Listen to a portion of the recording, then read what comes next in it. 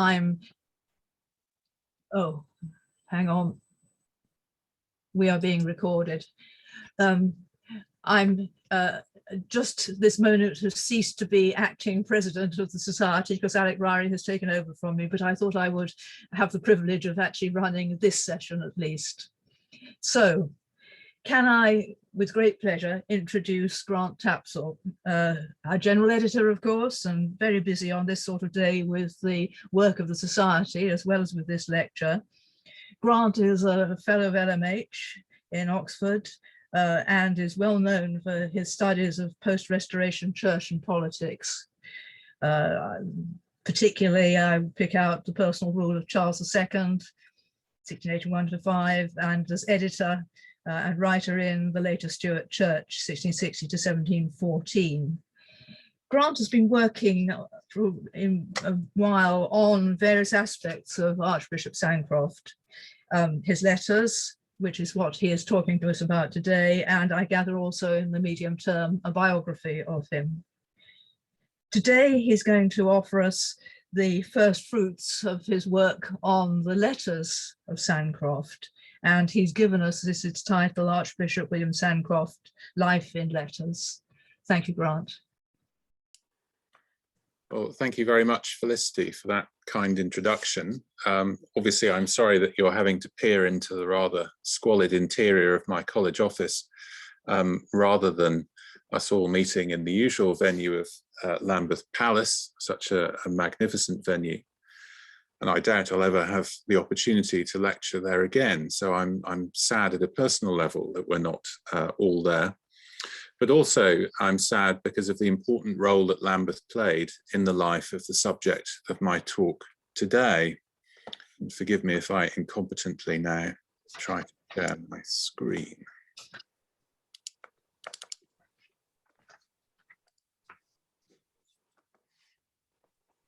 It's good. It would certainly have been nice to have been delivering this letter standing underneath Sancroft's portrait in Lambeth, and to be close to where so many volumes in the Lambeth Library and Archives are stamped with his arms, as you see on the right-hand side there. But of course, events, as we all know, have made that impossible.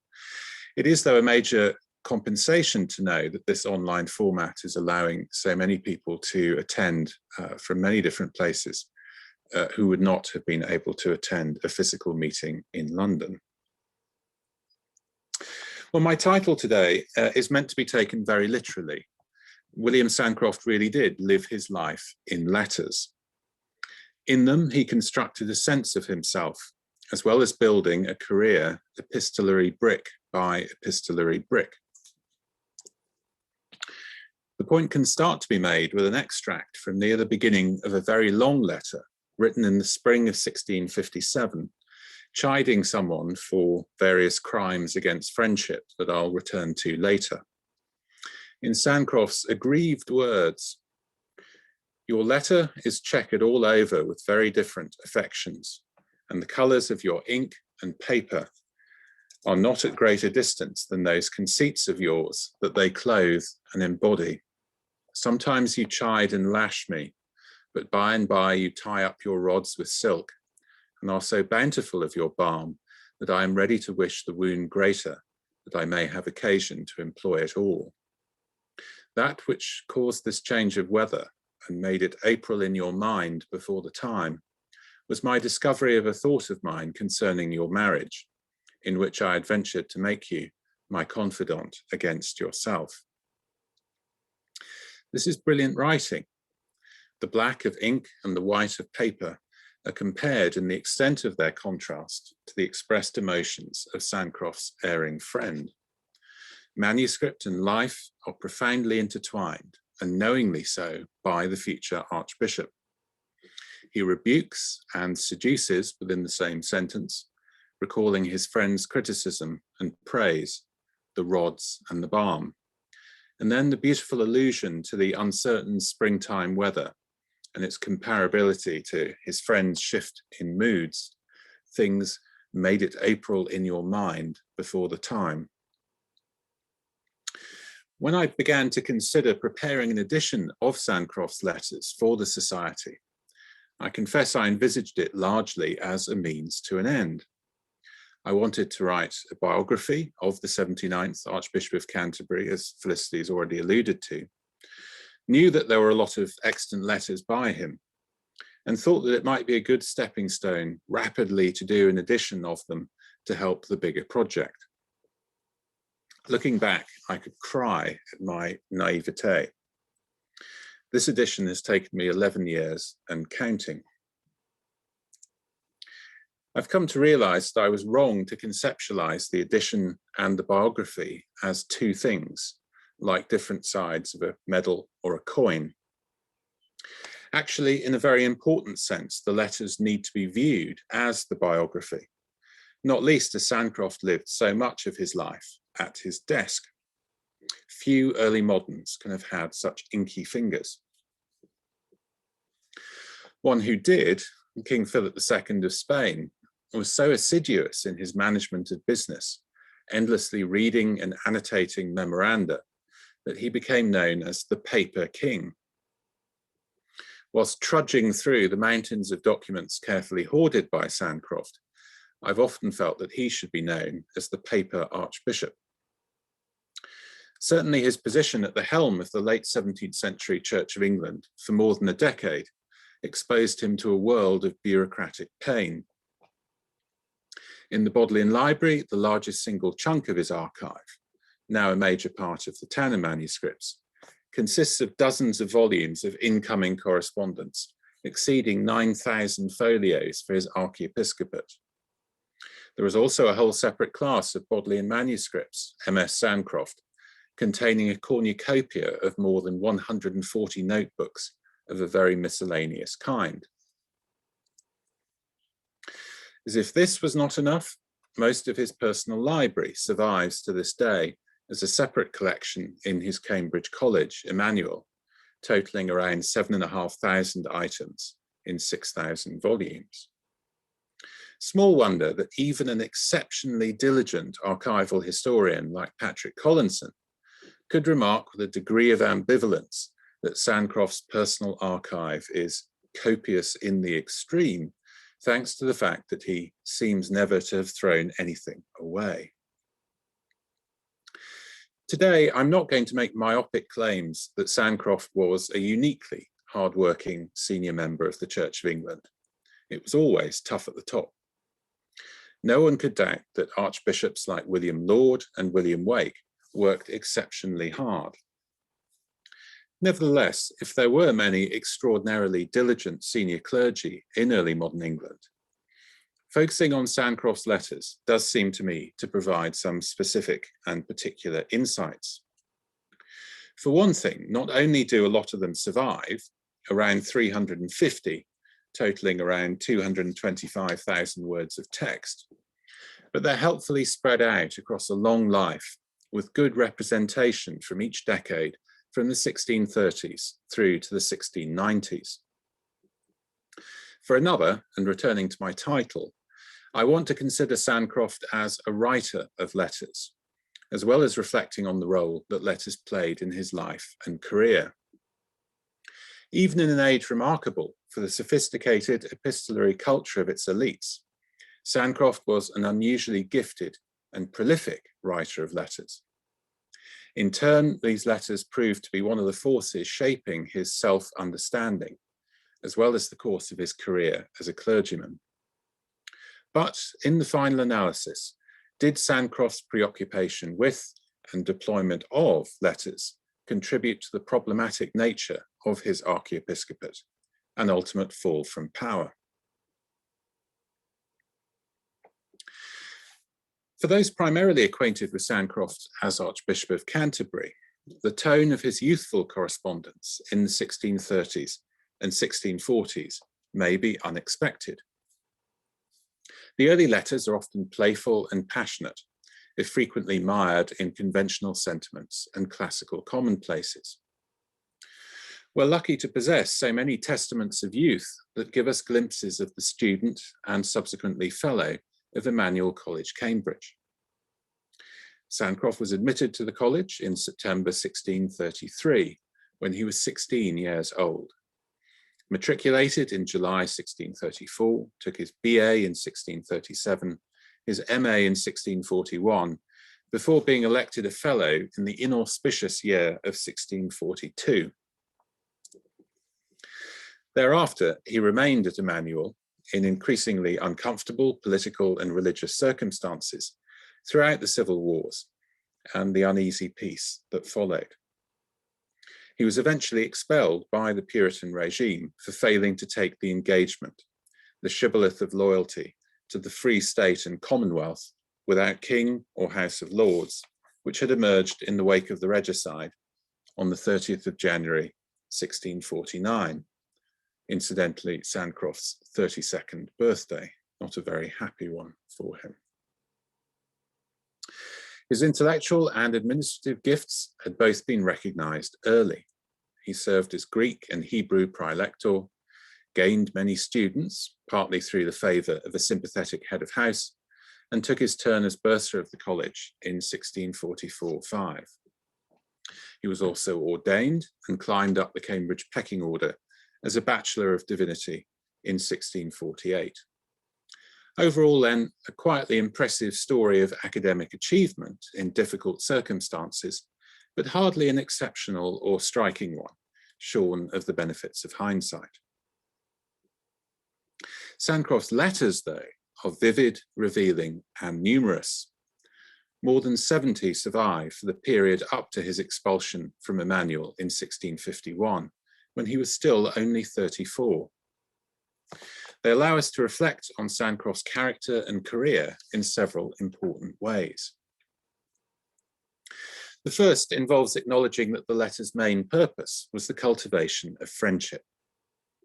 Letters constituted a paper traffic and a friendly commerce, allowing intimates to triumph over separation and revenge themselves, as he put it, on physical distance.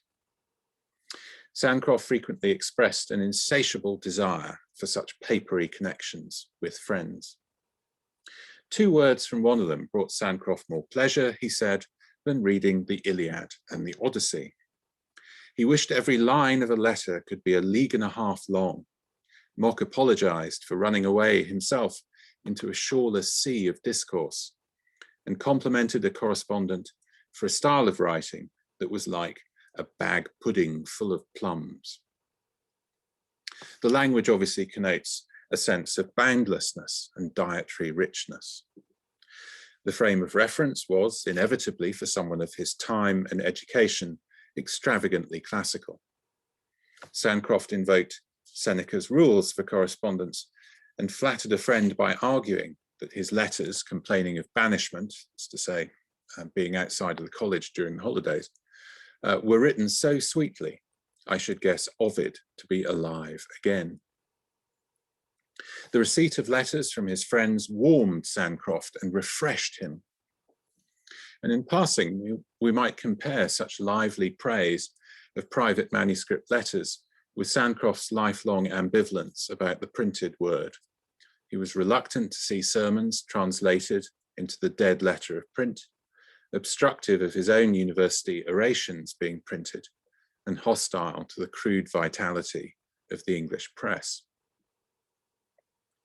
Above all, Sancroft's early letters reveal the sheer emotional heat of his inner life, a stark contrast with the controlled and calm demeanor he endeavored always to present to the outside world. And that pose has fooled many. According to the very hostile post-revolutionary Whig Bishop Gilbert Burnet, Sancroft was a man of monastic strictness and abstraction from the world, dry, peevish, and reserved, so that none loved him and few esteemed him. Nevertheless, the early letters demonstrate how partial or misleading that much later description is. In reality, he was, if anything, too emotional, and certainly both loved and esteemed. It's particularly striking that Sancroft appropriates George Herbert's characterization of prayer, the soul in paraphrase, as a description of the letters he exchanged with his closest friend, and Chamber Fellow as a student at Emmanuel, Arthur Bownest. Bownest was the son of a minor gentry family in Hertfordshire, and until his untimely death in 1641, was the recipient of Sancroft's most passionate letters. In 1638, Sancroft wrote to Bownest that he was, in contrast to proverbially friendless monarchs, my only friend, the better part of my soul. Let me say that wanting thee, I want that which enjoyed hath often made me cry out in the height of my contentment, alas, poor kings. Such feelings were warmly reciprocated. If Sancroft referred to my Arthur and himself as your William, Bownest's letters to Will were just as overheated, and we can be grateful that the future Archbishop ignored his friend's injunction, burn this paper. According to Bownest, devotion like fire in frosty weather burns hottest in affliction, true friendship in absence. He reassured Sancroft that he had always been of a dogged disposition, but the sweetness of thy nature has forced me to become loving. Bownest was thine in everything, and Sancroft was proclaimed captain of my friends. Perhaps predictably in such a correspondence, Bownest affected anxiety as to the truth of Sancroft's feelings. Thou sayest thou love me, good Will, repeat it again and again. I had rather that thou art forever my friend than the greatest discourse in the world, fraught with nothing but philosophical rattles. Sancroft was only too happy to oblige. Indeed, it prompted him into a massive, elaborate, and showily learned response, rejoicing in the mutual answer of reciprocal love. At other times, Sancroft delved into the depths of pastoral pathos. Two oxen that have drawn together in the same yoke but one day will low at night if they be parted. If the vine loseth but one of her many branches, she will weep precious tears for it. The turtle never deserves her name till she hath lost her mate. Then she sits on some withered bough, and tur, tur is all her ditty. Thou desirest to know how I study? Shall I tell thee? Harder than I was wont, for now thou art gone, 'tis my only comfort. Small wonder that Sancroft was prostrated by Bownest's early demise. And a year after that, in 1642, he recorded obtaining a picture of Bownest, my ever dearest friend, now in bliss, so like him that every glance renews, as his dearest memory, so my own deserved sorrow. Although this was evidently the most intense friendship of Sancroft's life, and its enforced termination made him despair ever to find the like, he remained at the heart of a network of close friends ever after. As one of those commented in the wilderness years of the Republican and Puritan 1650s, I abundantly perceive how much you partake in the satisfactions of your friends, a delight few are capable of, to you most natural. This may have been true up to a point, but for all the general sense of Sancroft's shy and retiring character in modern secondary scholarship, it needs to be stressed how dominant he was in private relations. The letters show the extent to which friendship operated on his own terms, and those who disagreed with him could expect lengthy spells in outer darkness, or else vehement rebukes. The most emotionally complex instance of the politics of friendship may be found in Sancroft's relationship with the wealthy Gayer family. Having taught some of their members at Emmanuel, Sancroft then spent extended periods of time living with them after his ejection from college, and at the end of the 1650s would travel abroad with some of them in order to escape from an England that he by then found unendurable in political and religious terms. But in between times, disharmony is also discussed in two of Sancroft's longest letters, dating from 1657, which were triggered by his former pupil John Gayer's decision to get married the previous year, and crucially, not to ask his former tutor to perform the wedding ceremony, and this was the letter with which I began, the one that has the April in your mind section. In 1656, such a prayer book wedding was illegal, and civil marriage ceremonies had been mandated by the Puritan government.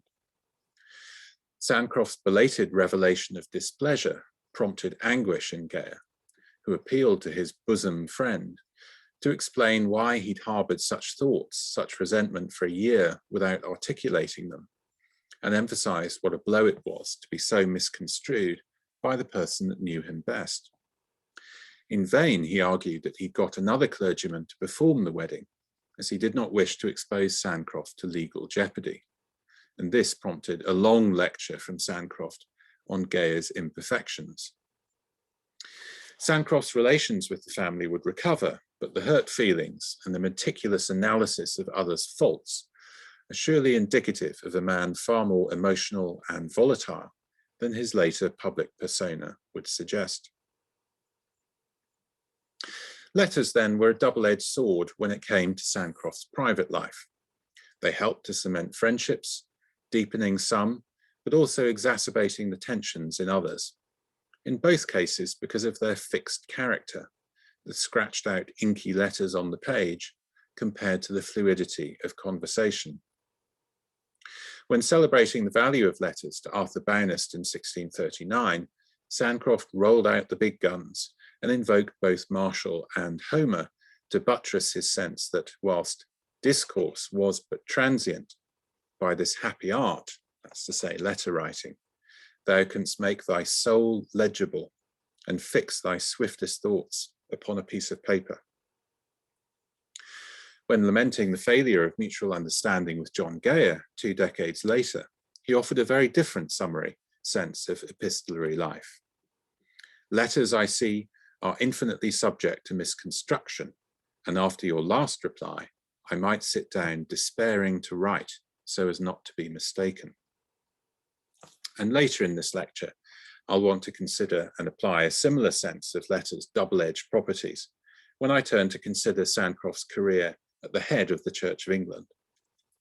But before I do so, a consideration of the power of letters is a very important part of explaining Sancroft's rise from unremarkable Cambridge academic to significant player in the Restoration Church.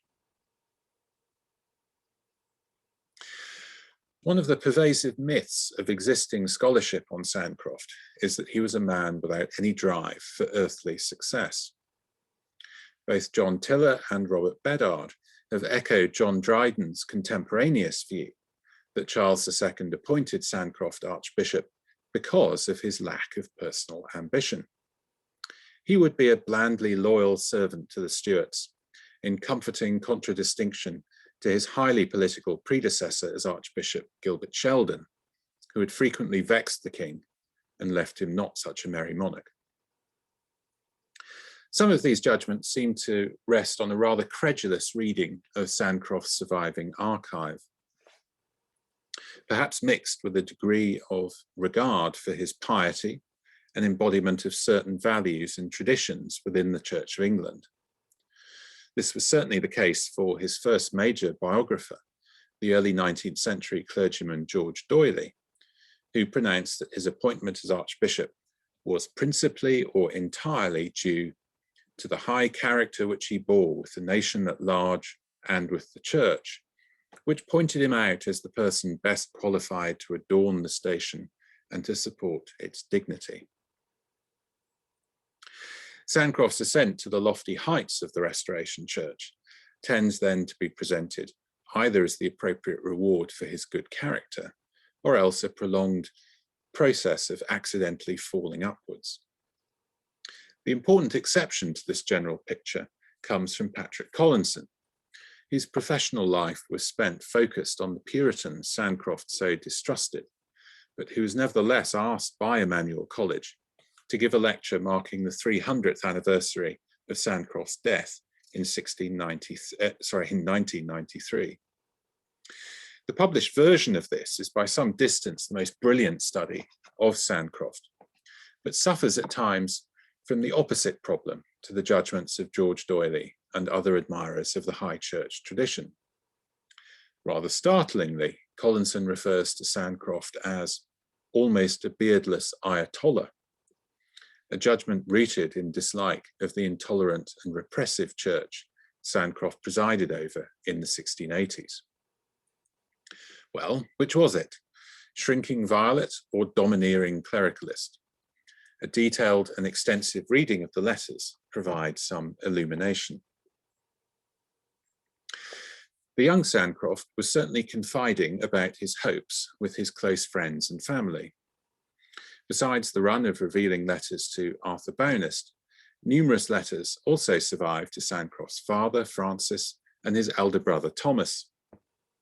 These make clear his ambition to become a Fellow of Emmanuel, expressed via excitable discussions about which fellows might leave to take up posts elsewhere and comments on election processes. He also undertook careful financial calculations with his father, designed to avoid accumulating more wealth than was compatible with Emmanuel appointments under the college's notoriously hair-shirt statutes. Such letters by Sancroft were accompanied by injunctions not to share his hopes with others. There was an awareness then of not wishing to seem ambitious, or else to risk the embarrassment of failing to achieve widely known goals. And all this fits with a broader dimension of Sancroft's personality. He had a meticulous mind, much given to classify, order, and accumulate detail. In short, a tendency to plan and to be organized. It's not unreasonable to see such a psyche pondering his own career with care too. And this certainly applied to the pursuit of patronage. We need not doubt that Sancroft's relations with older male patrons were based on genuine mutual regard, encased in the rather showy 17th century language of devotion and friendship that's already been described in relation to men of his own age. Being someone's client and being their friend was not exactly the same thing, but it could certainly find expression in similar phraseology. Overall, not to see his lengthy, finely honed missives as displays of learning and ability seems unnecessarily naive. His letters show a chain of increasingly powerful figures developing a favourable view of Mr. Sancroft that was usually formed in person, to be sure, but evidently reinforced on the written page.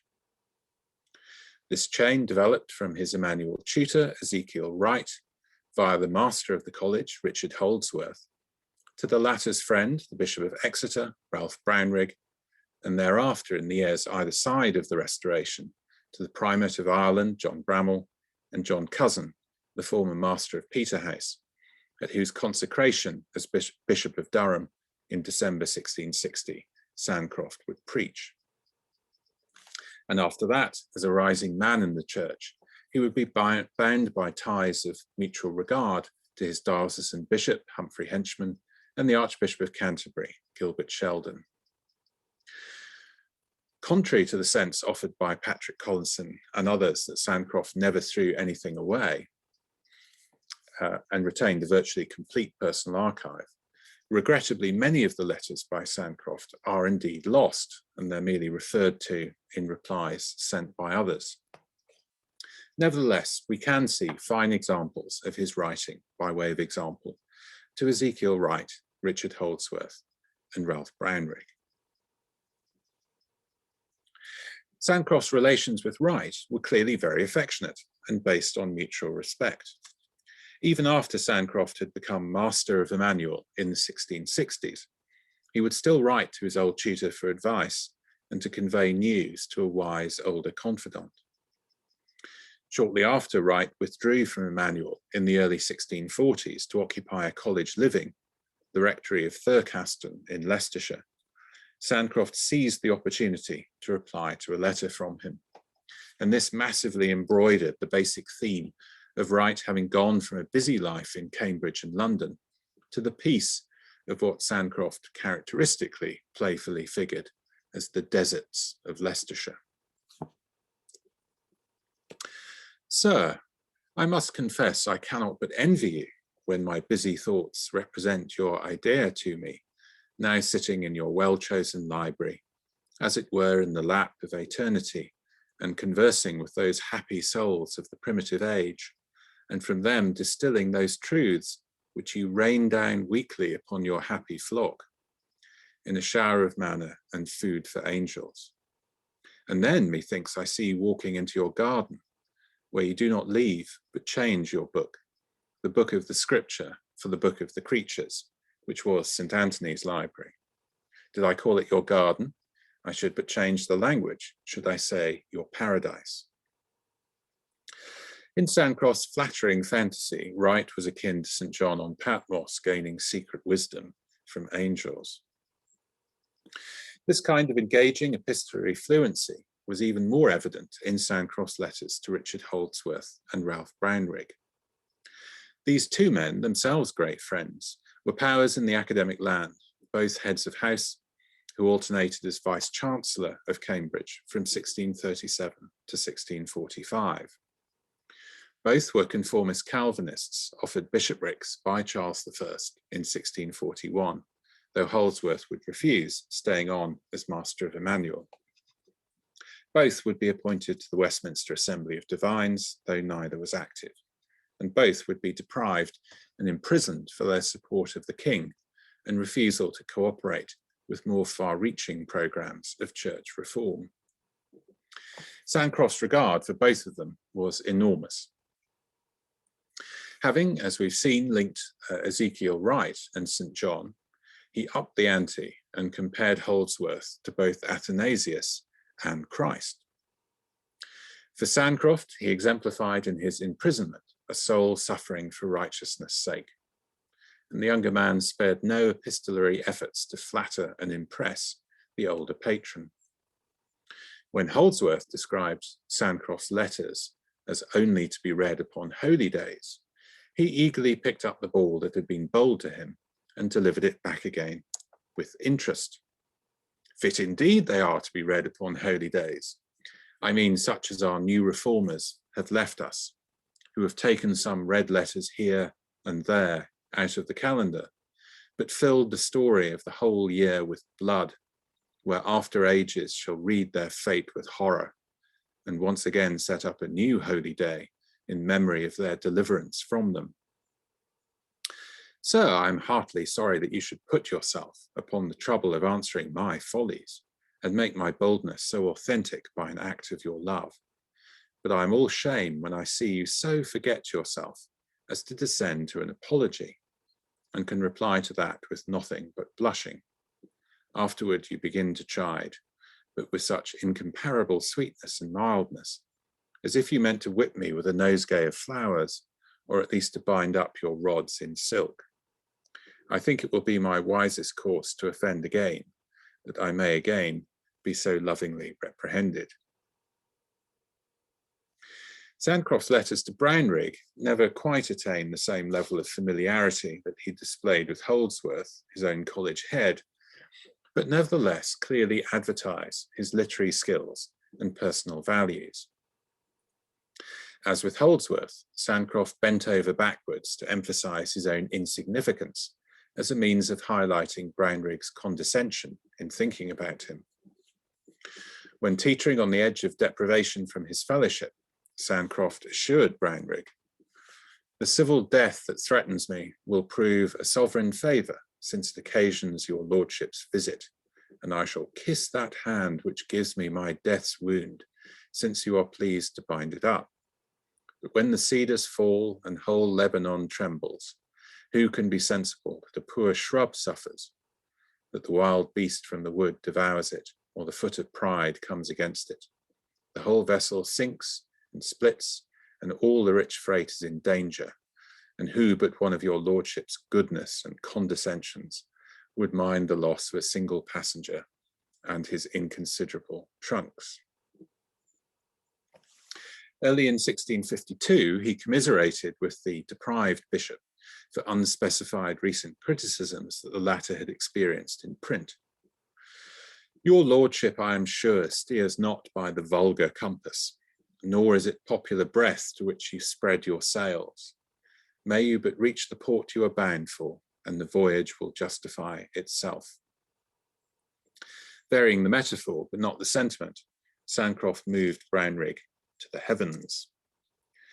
The sun that comes forth like a giant to run his race keeps his course with what eye soever he is looked upon from below, and neither spurs on the faster for our flatteries, nor checks his career for our maledictions. The moon goes not out of her sober pace, though wolves howl and bay at her. We see then an emphasis on constancy, steadiness, independent judgment, and the capacity of great-hearted individuals to transcend the common herd. And all of this came to be at the heart of Sancroft's self-understanding, what some would call self-fashioning. Certainly we see in Holdsworth and Brownrigg men whose fidelity to their core principles led to worldly ruin, but spiritual triumph. And the parallels with Sancroft's own rise and fall, particularly his inability to compromise and continue as Archbishop under the Williamite regime established by the Revolution of 1688-9, are obvious. Sancroft's letter writing both reflected and reinforced the interpersonal relationships and shared values which were central to his life at the heart of the Church of England. I don't have time now to continue the account of his life as a client into the later 1650s and 60s, illustrating his links with powerful figures like John Bramall, John Curzon, Humphrey Henchman, and Gilbert Sheldon. Instead, my decision to weight much of my discussion so far to Sancroft's life before his rise to prominence in the Restoration era is significantly shaped by the nature of his letters.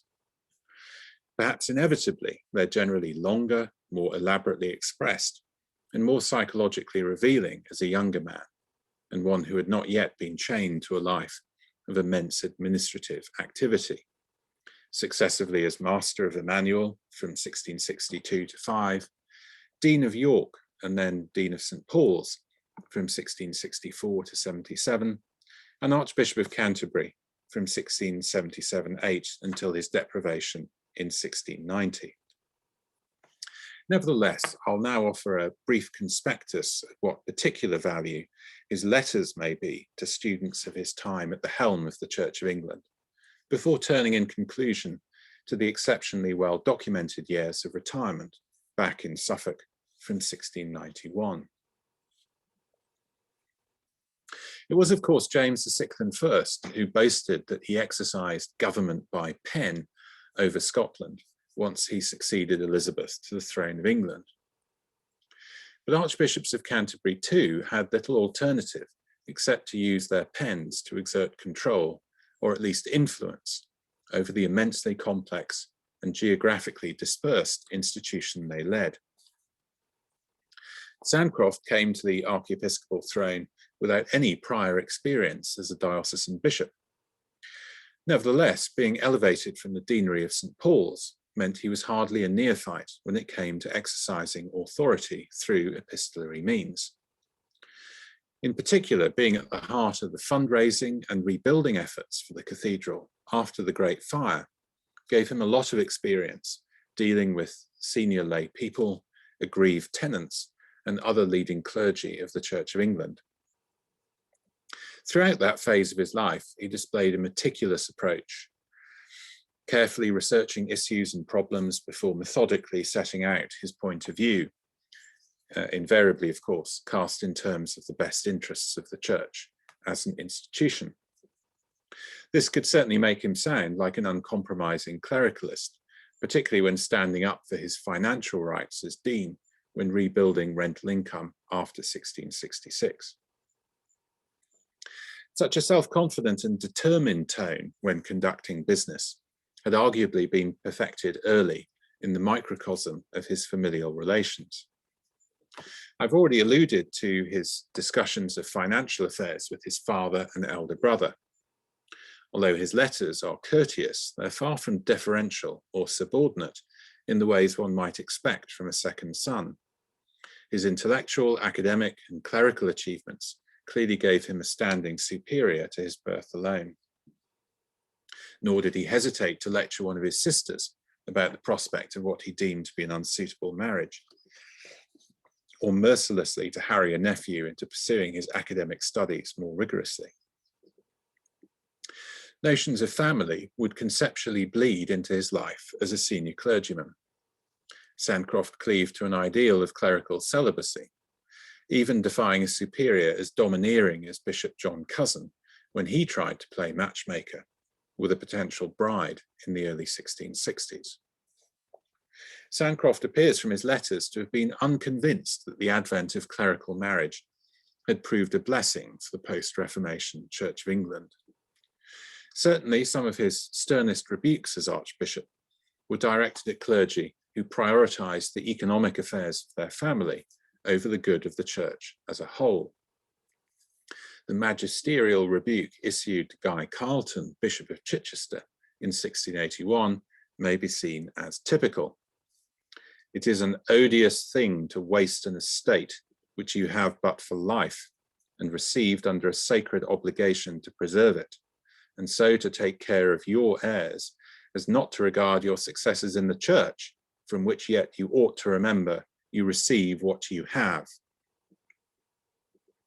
But if the retrograde activity of the clerical family had to be checked, the beneficial could be celebrated. Sancroft would refer to the bishops of his province as his sons, and some of them in turn sought out his fatherly counsel, direction, or reproof.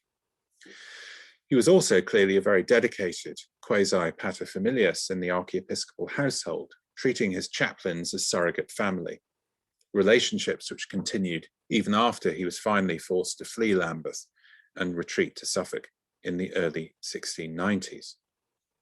These webs of relationships, language, and assumptions give the lie to any simple sense of Sancroft as a dry bureaucrat, merely administering the Church as by law established, with drone-like efficiency and bloodless dedication. As I've tried to indicate, Sancroft's letters show him to have been a privately passionate, if publicly reserved, figure of flesh and blood. They also manifest his sense of personal vocation. He wrote that he was confident he'd been born in order to become one of God's priests. God's providence is frequently dwelt on as a guiding force in Sancroft's life, while his personal piety and devotional regimen at Lambeth were widely known. If some contemporaries had doubted whether the vigorously political Gilbert Sheldon had possessed much in the way of personal religion at all, no one could have had the same doubts about his successor. What can we say then about the role that letters played in Sancroft's plans for the Church of England during his decade at the helm? The Sancroftian agenda was not a complicated one, which is not the same as labelling it anemic or unambitious, and it can be described under two perennial headings: discipline and reform. Sancroft took immense pains to discipline errant clergy, crack down on poor administration, and encourage more zealous activity. The clerical estate needed to help itself by working harder and more effectively, which would in turn defang criticisms from Puritans and Papists.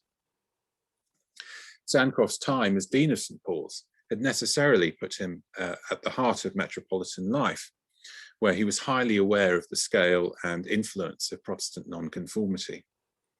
And being made Archbishop of Canterbury over the winter of 1677-8 meant his early years as primate were dominated by the national crises of the Popish plot and exclusion crisis. All of this rendered him extremely intolerant of any scandalous clergy providing easy targets for hostile commentators. Sancroft proved more than willing to deploy his metropolitical authority via visitations and suspensions, targeting the self-interested and the incompetent, even to the extent of suspending bishops. At a relatively low level, he spent immense amounts of time trying to root out simoniacal practices in that great academic Gormenghast, All Souls College, Oxford. More prominently, he went into battle against Bishop Thomas Wood of Coventry and Lichfield, whose negligible interest in spiritual affairs was far exceeded by his efforts to asset strip his diocese, whilst avoiding most of the tedium of actually administering it. Although other less than active bishops, for instance Thomas Barlow of Lincoln, were also lashed from Lambeth, Sancroft's means of addressing the problem that was Bishop Wood is the nicest and most vivid example of his disciplinary activity. Entirely characteristically, Sancroft's correspondence shows that he had mastered the archive of his predecessor, Gilbert Sheldon, who had also fought to discipline Wood, whose promotion within the church had owed everything to favour at the royal court. Sheldon had spent years chivying Wood to greater activity during his time as Dean of Lichfield, not least to stop the then Bishop of the diocese, John Hackett, subjecting him to endless letters of complaint. Most of these letters by Sheldon are preserved in Sancroft's papers and carefully summarised and docketed by him in tones of prim disapproval. Such activity must have taken a lot of time and provided the backdrop to Sancroft's decisive letters to Wood in the period prior to suspending him. Most notably, in 1681, Sancroft sent a transcript of a much earlier letter of rebuke from Sheldon to Wood, telling him to leave London and go into the country to discharge his clerical duties. And this letter from beyond the grave was likened by Sancroft to Elijah's letter to Jehoram, the less than satisfactory king of Judah, described in 2 Chronicles 21. And we might note what Wood was simply assumed to know, that Jehoram died as a result of his bowels falling out after ignoring Elijah's warning. Sancroft's letters may not have had an exactly similar anatomical power, but they evidently caused much unease amongst those rebuked, and often prompted frantic efforts to recover archiepiscopal favour. In terms of positive reform, Sancroft sought to promote more regular communion in cathedrals and major churches, expand the use of rural deans, augment poorer livings, and improve the quality of clergymen entering the church. Active and effective clergy could be assured of warm praise. Sancroft backed Simon Patrick, for instance, for promotion in 1679 on the basis of his excellent labours both in the pulpit and from the press. The recently appointed Bishop of Bristol, Sir Jonathan Trelawney, garnered enthusiastic words from Sancroft after reporting on his vigorous first visitation of his diocese. "Go but on as you have begun, and your diocese will soon be in beautiful order." Sancroft wrote frequently to encourage a general reformation, or a speedy reformation, or else more prosaically, the general good of the church. Now, of course, much of this is non-specific to Sancroft's time as Archbishop, as were his circular letters encouraging the better maintenance of the church buildings and fabric within his own diocese, or charitable briefs to support Protestant refugees from European Catholic oppression. Nevertheless, experience of the hostile parliamentary commentary on the church during the 1670s, peaking during the exclusion crisis, did make Sancroft particularly sensitive to the need for the established church to be seen to be above reproach and not to provide ammunition for critics. All of this archiepiscopal correspondence, pulling up the weeds and watering the flowers in the great garden of the church, at one level cannot help but impress the modern reader. Sancroft really was immensely hard-working at his desk, despite increasingly poor health and the crosswinds of political disgrace under James II. Nevertheless, the archive can be read in a different and more critical way. By far the longest extant letter by Sancroft is a 5,000-word missive to King James in June 1685, concerning the conflict that had long raged in Salisbury between the hyper-combative Dean of the Cathedral, Dr. Thomas Pierce, and his elderly diocesan bishop, Seth Ward. The remarkable scale of this epistolary epic related in part to the intensity of the conflict, provoked in Sancroft's judgment by the haughty spirit of the Dean and his pursuit of the sweetness of revenge upon Bishop Ward, who had failed to appoint Pierce's son to a clerical post. Sancroft was clearly determined to bury Pierce in disciplinary terms, perhaps in part pour encourager les autres.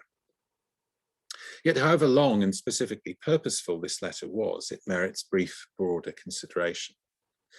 The 5,000 words are themselves a distillation of 25 folios of densely written notes by Sancroft on every possible historical authority he could find on the governance and administrative structures of Salisbury Cathedral.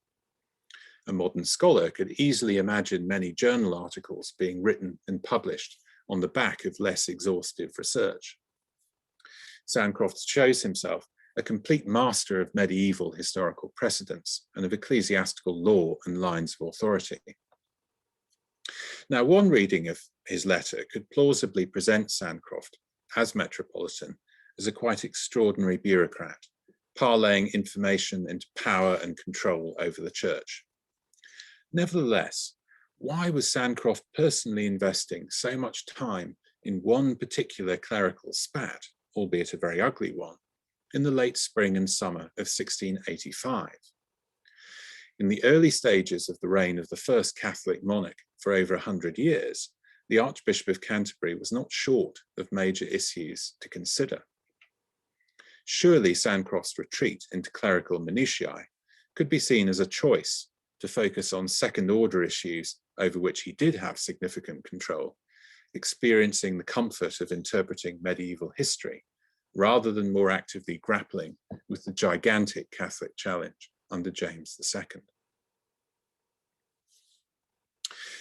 Limited time today prevents me from mining at any length the final rich seam of Sancroft's letters, those dating from his years of non-juring retirement back in Suffolk after his ejection from Lambeth in the summer of 1691. These understandably display a great deal of bitterness about what he certainly did not regard as a glorious revolution and its constitutional and ecclesiastical consequences. As he put it in 1692, he was a very old infirm man, driven from my own house and all that belongs to it, into the wilderness, with 1,000 malicious evil eyes looking after me, confined to the poor house in which I was born, out of which I stir not, and where I neither desire nor admit much company, good being scarce to be found here. Sancroft's mind in the 1690s ran back to his experience of life during the 1650s, framing one political and religious crisis in relation to a longer-term experience of trial and tribulation. He explicitly reminded the readers of his letters that he was old enough to look back 40 years.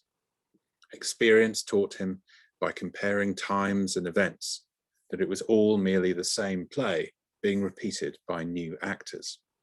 The world was always being figured in the same way, with a Manichaean clash between evil and good. On the one hand, as he put it, treachery and baseness, futility and leakiness, negligence and ill management.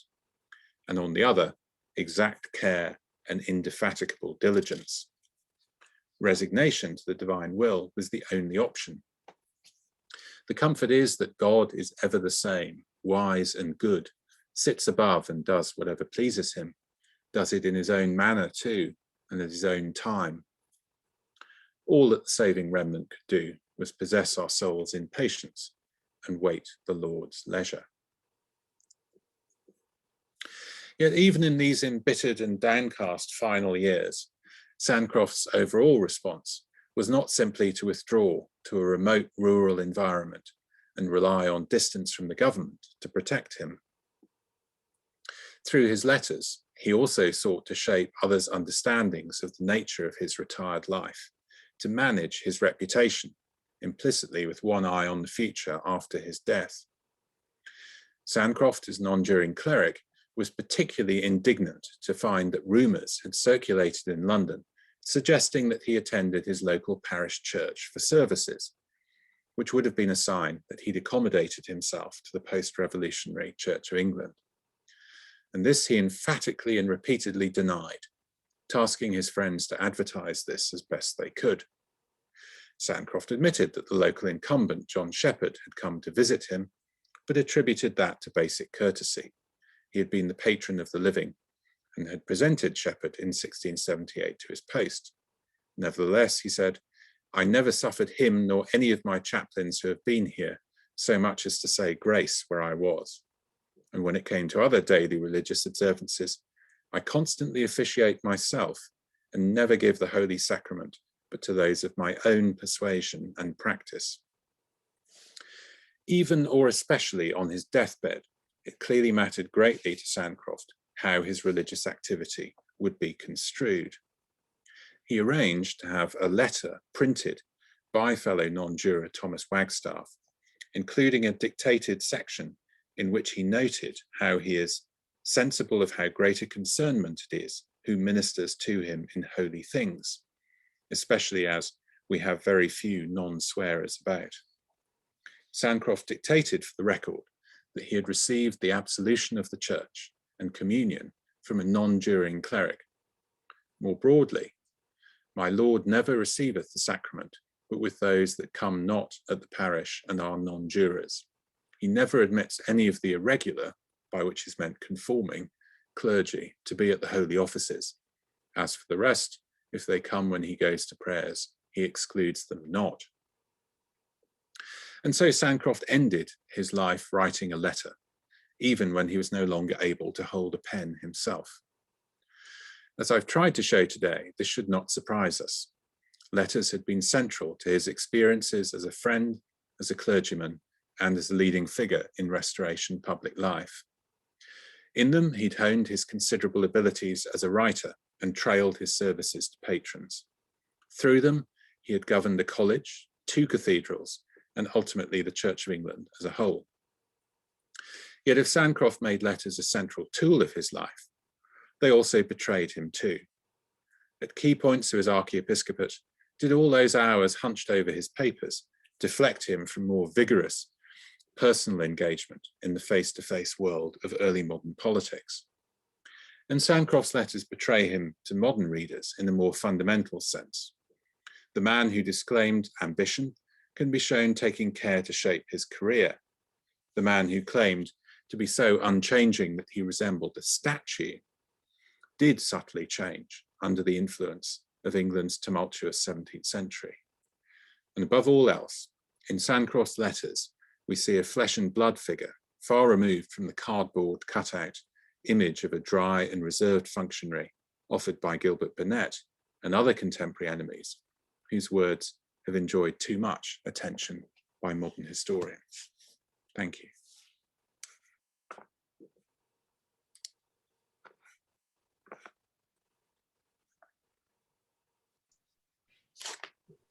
Thank you very much indeed, Grant. That was a wonderful lecture, giving a strong sense of how, not only how you can make the man more like a human being, but also how you can use letters in this extraordinarily detailed way to build up a complex image. And I think it's going to be a wonderful edition when it comes our way. Can I invite questions?